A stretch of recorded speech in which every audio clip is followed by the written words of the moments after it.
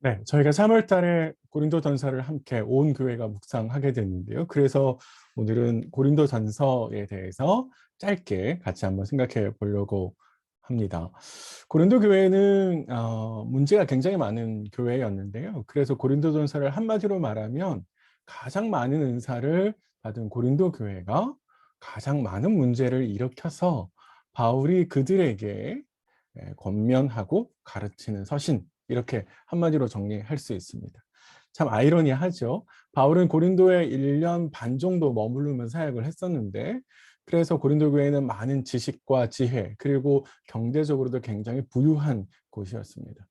더 나아가서 하나님께 굉장히 많은 은사를 받은 교회였는데, 재미있게도 가장 많은 문제를 일으켰습니다. 그래서 고린도전서가 꽤 긴 서신이고 꽤 많은 문제를 다루고 있습니다. 바로 그들에게 바울이 하나님께서 원하시는 교회의 모습, 성도의 모습은 어떤 것인지 가르쳐 주고 있는데요. 이제 그런 바울의 권면을 통해서 우리가 우리 시대의 나의 신앙, 또 우리 교회의 모습들을 어떻게 바꾸어 나가야 되는지, 혹은 세워 나가야 되는지를 이 고린도 전서를 통해서 함께 묵상할 수 있을 것 같습니다.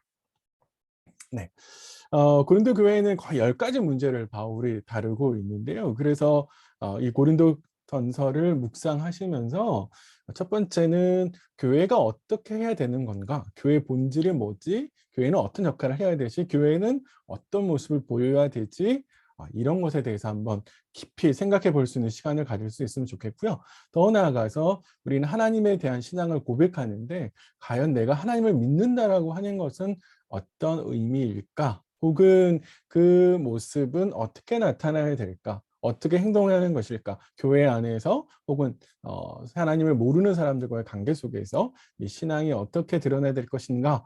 라고 하는 것을 생각해 보고요. 그것이 결국은 세상 속에서 빛과 소금으로서 예수님께서 말씀하신 빛과 소금으로서 살아가는 우리 삶의 모습인데, 어떻게 살아가는 것이 바르게 살아가는 것인가?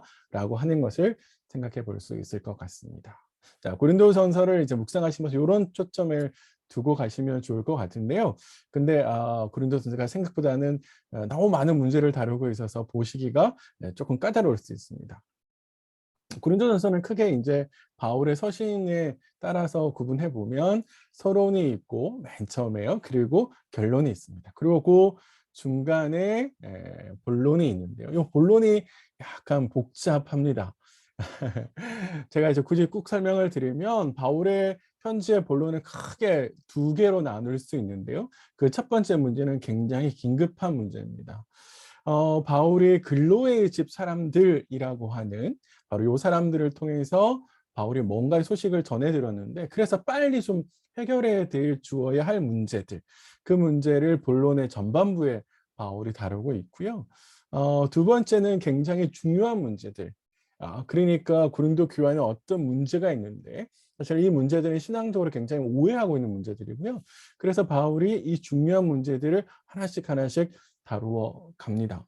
특별히 이것에는 고린도 교회가 바울에게 질문해 온 것 같은 느낌이 있습니다. 왜냐하면 바울이 이 문제를 다루면서 뭐뭇에 관하여는 이라는 말을 쓰거든요.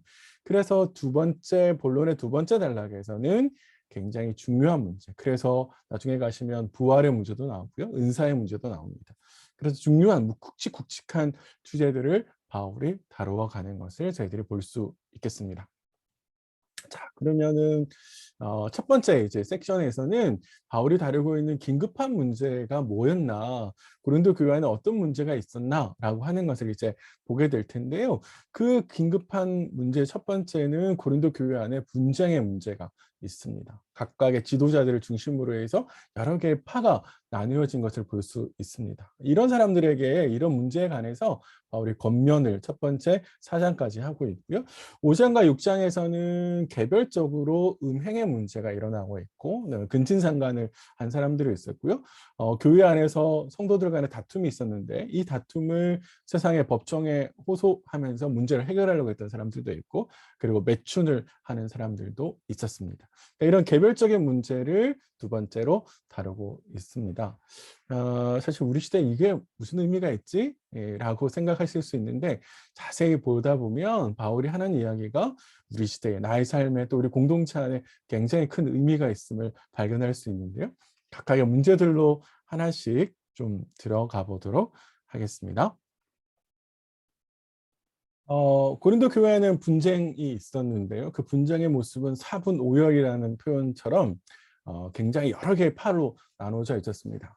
교회가 나는 각각의 지도자를 두고서 나는 바울파예요, 나는 게바파예요, 나는 혹은 뭐 예수님파예요. 이렇게 교회가 사분오열 되어 있었습니다. 참 우습죠? 교회가 하나가 돼야 되는데 교회가 각각 자기가 추종하는 지도자에 따라서 교회가 사분오열 되고 있는 것이죠. 바울이 이 문제를 보면서 지적하는 것은 겉으로 드러나는 문제는 지도자들에 따라가는 사분오열된 모습이지만 실제로 그런 사분오열되는 모습을 보여주는 근본 원인은 뭐냐라고 하면 고린도 교회 안에 많은 성도들이 자신을 자랑하고 싶다는 거예요. 그러니까 자신을 내놓고 싶다라는 겁니다. 그래서 자신이 섬기는 지도자를 추종하는 방식을 통해서 자신을 자랑하는 것. 또 하나는 사실은 하나님께서 교회에게 주신 지도자, 사실은 교회를 섬기라고 주시는 그 지도자에 대한 오해 때문에 이러한 사분오열의 모습을 보여주고 있다라고 하는 것입니다.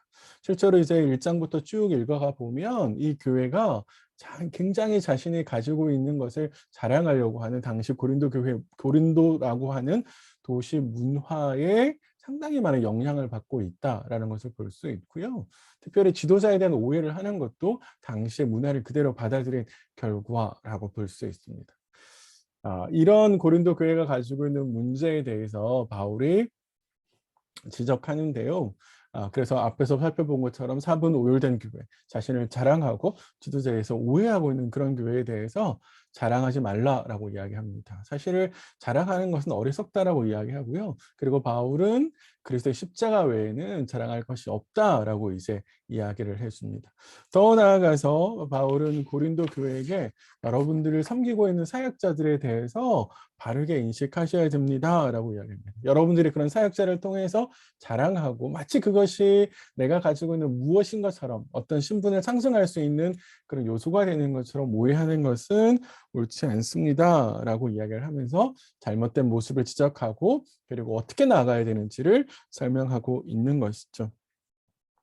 그런데 이 1장부터 4장 21절까지 바울이 계속해서 이야기해가는 그 근저에 바울의 심각한 도전이 하나가 있는데 바울이 쓰는 표현을 찬찬히 뜯어보면 바울이 이런 표현을 씁니다. 여러분 안에 분쟁이 있는데요. 사실 이런 분쟁은 영적인 사람이 그러니까 하나님 앞에서 구원을 제대로 받은 사람이 보이는 모습이라기보다는 여전히 육에 속한 자들이 보여주는 모습입니다. 만약에 여러분들이 계속해서 이런 문제에 휩쓸려 있고 이런 문제를 계속해서 보여간다면 여러분은 하나님의 구원에서 멀어져 갈 수 있습니다. 여러분의 구원을 안심할 수 없겠습니다. 제가 바울이 이렇게 경고하는 것입니다. 하나님의 구원을 받은 거라면 그 받은 구원의 모습이 적절하게 표현되어져야 되는데 지금 여러분들이 보여주고 있는 모습은 그렇지 않은 것 같습니다. 라고 해서 바울이 이 주제를 건드리고 있습니다. 자, 그러면 이 분쟁의 문제가 우리에게 주는 교훈은 뭐냐라고 하면요. 그 첫 번째는 사분오열된 교회의 모습을 속에서 우리는 하나님께서 하나 되게 하신 성령의 하나 되게 하신 교회에 대해서 생각해 보셔야 합니다. 예수님께서 이 땅에 오셔서 하신 일은 사두개인들, 바리새인들이 그어놓은 지위와 신분에 따라서 학력에 따라서 그어놓은 선을 예수님께서 다 지우시고 이방인과 유대인을 하나 되게 하셔서 교회가 되게 하셨잖아요. 자신의 가치, 뭐 혹은 이해관계, 혹은 기호에 따라서, 혹은 인간관계에 따라서 교회가 여러 개로 나뉘는 것은 옳지 않습니다. 우리 안에도 혹시 이런 모습이 있는 건 아닌지, 내가 그것을 더 조장하고 있는 것은 아닌지 같이 한번 생각해 보아야 되고요.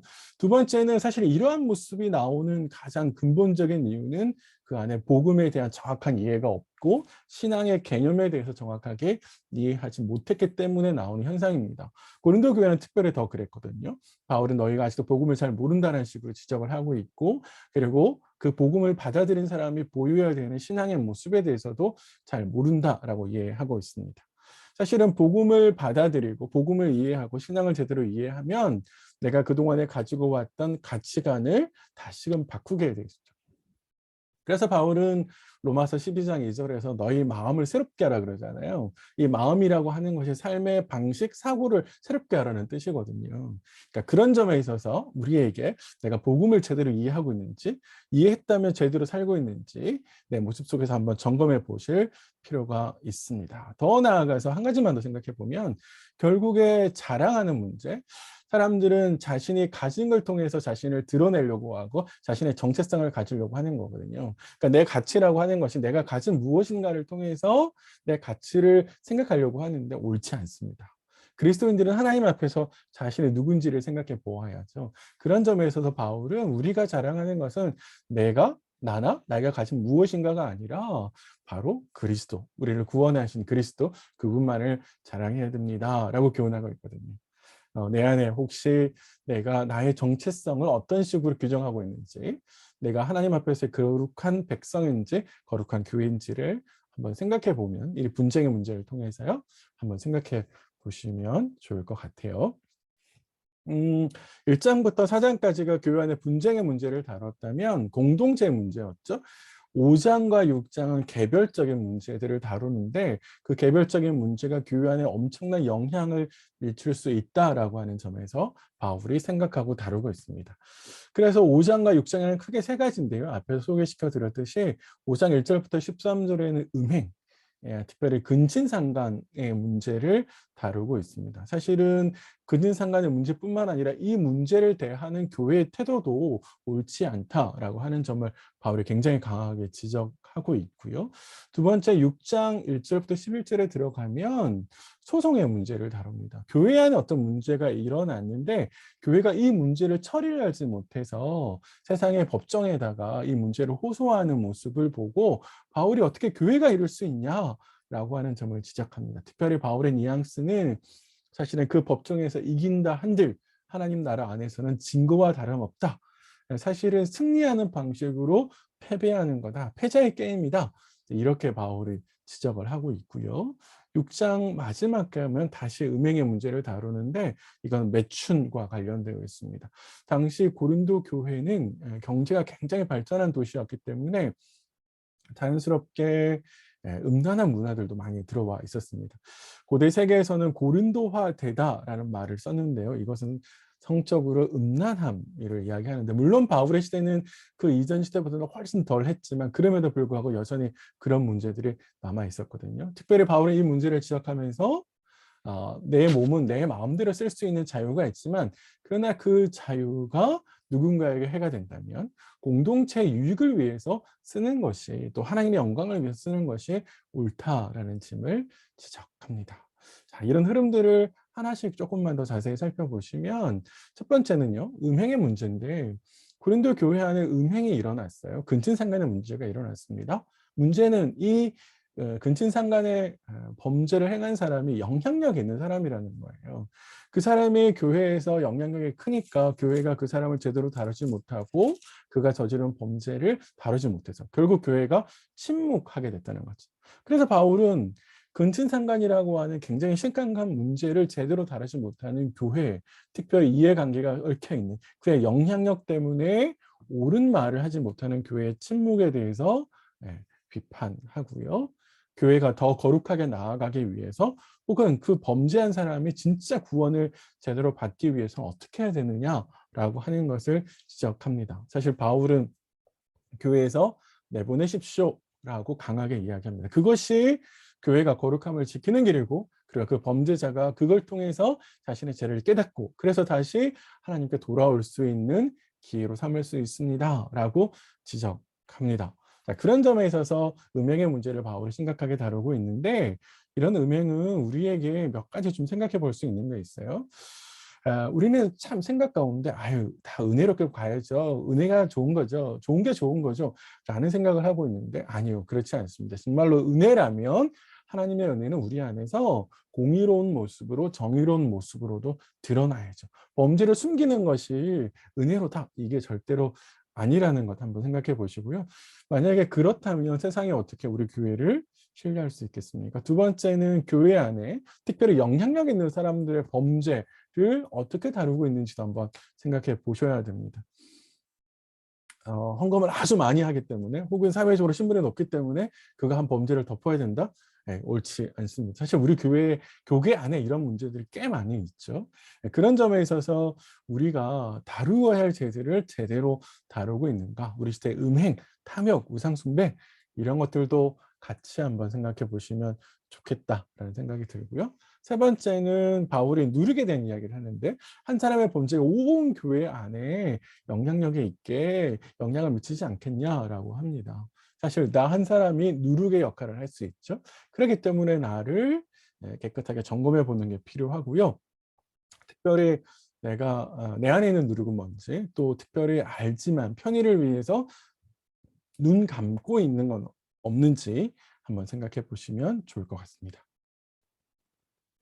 6장으로 들어가면 바울이 이제 소송의 문제를 다루는데 교회 안에 이제 성도 간의 다툼이 일어났습니다. 그런데 이 다툼의 한 축에 있는 사람은 굉장히 힘이 있는 사람이에요. 그리고 나머지 사람은 약자입니다. 그러니까 강자와 약자가 붙은 거죠. 그런데 이게 교회 안에서 이런 분쟁의 문제를 잘 제대로 해결해 주지 못하니까 이 사람이 세상의 법정으로 나가서 이 문제를 해결하려고 합니다. 사실 당시에 영향력 있는 사람들은 재판관들하고도 관계가 있었기 때문에 이 문제를 법정으로 끌고 가는 것은 자신에게 유리한 쪽으로 끌고 가는 문제겠죠.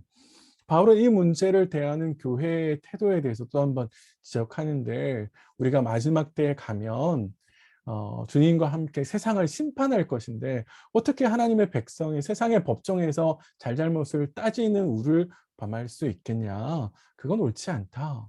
라고 바울이 지적을 합니다. 교회 안에 특별히 우리 시대에 이런 문제가 참 많죠. 교회 안에 일어나는 여러 가지 문제들을 가지고 세상의 법정에 가서 재판을 받고 그것이 매스컴에 오르락내리락 하면서 하나님의 영광을 가리기도 하고요. 교회의 수준을 깎아내리기도 하는데 바로 고린도 교회 안에 그런 문제가 있었습니다. 그래서 이런 문제를 보면 우리 시대가 가지고 있는 우리 시대 교회들의 모습을 볼 수 있는 것이죠. 네, 소송의 문제와 관련해서는 몇 가지를 좀 이렇게 생각해 보시면 되는데 당시의 소송은 사실 강자들, 힘이 있는 사람들, 사회적 지위가 있는 사람들이 약자를 괴롭히는 폭력과 같았습니다. 자신의 신분과 지위가 충분히 재판을 자기에게 유리한 쪽으로 끌고 올 수 있거든요. 자, 그런 점에 있어서 내가 가지고 있는 신분, 지위를 이용해서 밑에 있는 사람들에게 갑질하는 건 없을까?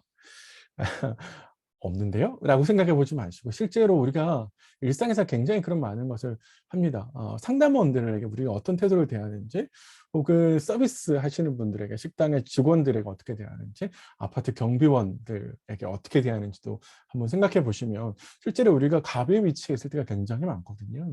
그러니까 그런 점에 있어서 한번 생각해 보시면 좋을 것 같고요. 특별히 내가 성도인데 하나님의 불러신 거룩한 성도인데 그와 어울리지 않는 어떤 걸 할 때 어떤 태도나 말을 할 때 이건 내가 성도로서 어울리는 건가? 합당한 건가? 이렇게 한번 생각해 보시면 좋을 것 같고요. 더 나아가서 우리 말로 누군가 싸웠을 때 지고 싶지 않잖아요. 근데 부쩍불 우겨서 이기는 것 자체가 사실은 하나님 나라 안에서는 내가 지는 일이라는 거죠. 하나님 백성은 십자가의 지혜를 닮아야 됩니다. 주님은 십자가에서 자신을 내어놓는 방식으로 승리하신 거잖아요. 그래서 십자가가 보여주는 십자가의 지혜가 보여주는 성도의 모습에 대해서 한번 생각해 보시고 이기는 순간 곧 패배자가 되는 일들이 있다라고 하는 것도 한번 고민해 보셨으면 좋겠습니다. 6장 말미에는 이제 음란의 문제를 바울이 다루는데 사실은 고린도화되다라고 아까 말씀드린 것처럼 고린도라고 하는 도시 속에서 매춘은 굉장히 일상이었습니다. 굉장히 힘 있는 사람들이 대부분 이런 일들을 하고 있었고요. 그런데 바울은 바로 그러한 나의 자유를 마음껏 행할 수 있는 것이 옳은 게 아니다. 내가 마음대로 자유를 행한다고 해서 그것이 반드시 유익이 있는 것은 아니다. 특별히 음란이 더 그런데 사실은 우리가 하나님 앞에서 불러주신 거룩한 지체인데 그 거룩한 지체로서 내가 거룩하게 살아가야 되는데 특별히 매추는 다른 범죄와 달리 굉장히 독특하게 자신의 몸에 거룩한 하나님의 성전인 자신의 몸에 행하는 범죄라고 하는 점에 있어서 굉장히 옳지 않은 행동이 된다는 거죠. 그래서 바울은 그런 음란을 행하려고 하는 사람들에게 너희 몸이 하나님의 성령의 전이다. 성령이 임재하시는 거룩한 전이다. 라고 하는 것을 깨닫게 하고요. 더 나아가서 그 몸으로 하나님께 영광을 돌리는 방식으로 살아야 된다라고 하는 것을 지적하고 있습니다. 이런 음란의 문제를 적용할 때 사실 우리 시대도 굉장히 음란한 문제가 많기 때문에 몇 가지 좀 생각해 보셔야 되는데요. 그 첫 번째는 나의 권리. 내 몸을 내 마음대로 쓰는데 뭐 이렇게 하실 수 있죠. 교회 안에서 내가 이것도 못해? 라고 생각하실 수 있는데 그 나의 권리를 행사할 수 있는 자유가 공동체 안에 유익한 영향을 미치는지를 생각해 보셔야 합니다. 다른 사람들을 위해서 때로는 나의 유익을 내려놓을 수도 있어야 되고 내 권리를 절제할 필요도 있는 것이죠. 어떤 점에서 그렇게 하면 좋은지 한번 고민해 보셨으면 좋겠고요. 두 번째는 내 몸이 내가 하나님께서 세우신 그리스도의 몸의 일부라고 하는 점을 꼭 기억하셨으면 좋겠습니다. 내 몸이 더 큰 공동체 한 지체. 그러니까 내가 무너지면 공동체도 무너지고 내가 부정하면 공동체도 여전히 부정해질 수 있다라고 하는 생각을 좀 하셨으면 좋겠고요. 그래서 내가 윤리적으로 또 영적으로 바른 삶을 살아야 된다라고 하는 것 잊지 않으셨으면 좋겠습니다. 세 번째는요. 당시의 매추는 굉장히 음란해지는 한 가지 방법이었는데 우리 시대의 매추는 꼭 뭔가 내가 돈을 주고 이렇게 한다 하지 않을다 할지라도 사실은 음란해지는 방법이 굉장히 많죠. 어, 굉장히 많지 않습니까? 다들 아시죠? 네, 제가 굳이 일일이 지적하지 않아도요. 그래서 이런 거와 관련해서 음란은 우리 시대의 문화와 관련해서 그리스도인을 경계하고 적절하게 태도를 잘 지녀야 되는 그런 점이 필요합니다. 네, 이제 여기까지 해가지고 제가 고린도전서 본론의 첫 번째 바울이 고린도 교회에게서 급하게 좀 다뤄야 될 문제에 대해서 다루었는데요. 이제 본론 두 번째로 넘어가도록 하겠습니다.